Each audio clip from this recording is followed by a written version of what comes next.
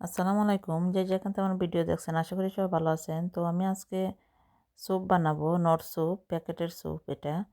তো আমি এখানে কিছু পরিমাণ মাংস নিয়েছি, মুরগির মাংস।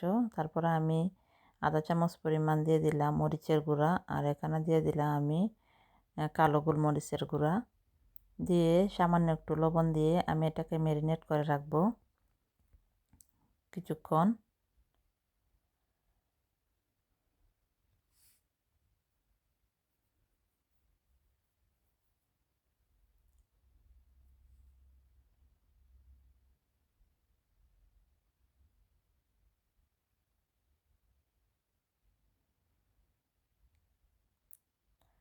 তো আমি একটা বাটিতে এই স্যুপটাকে অর্ধেক পরিমাণ ঢেলে নিব, নট স্যুপ।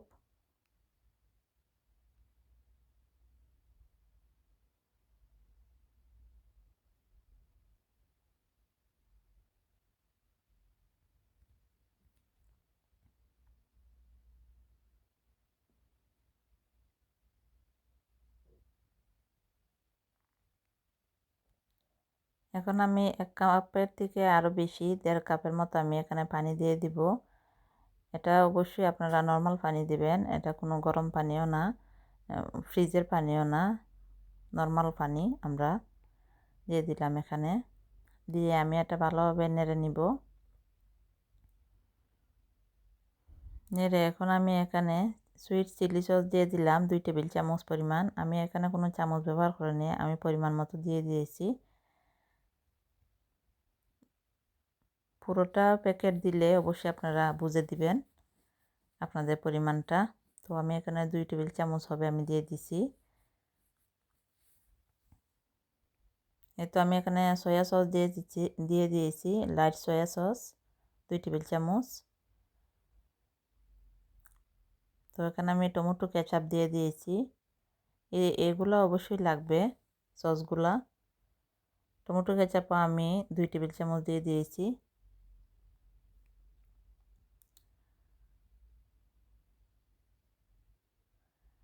দিয়ে সামান্য আমি গোলমরিচ গুঁড়ো দিয়ে দিলাম সামান্য, যেহেতু আগে আমি দিয়েছি মাংসের মাঝে।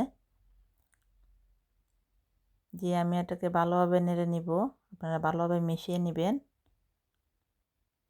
আমিও এখন মিশিয়ে নিয়েছি।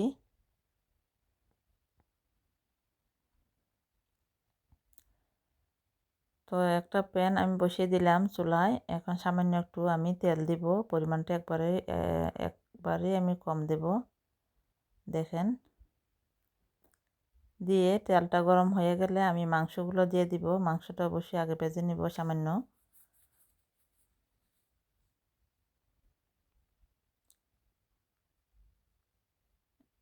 থাই স্যুপগুলোতে আপনারা অবশ্যই থাই পাতা, মাশরুম এগুলো ইউজ করতে পারেন। তো আমার ঘরে যেগুলো ছিল এগুলো দিয়ে আমি স্যুপটা বানিয়ে নিয়েছি। তো এখানে আমি একটা ডিমের কুসুমও দিয়ে দিলাম, কুসুমটা অবশ্যই লাগবে, সাদা অংশটা দিবেন না, শুধু কুসুমটা দিয়ে ভালোভাবে মিশিয়ে নেব। সাদা অংশটা দিলে উপরে ভেসে থাকবে।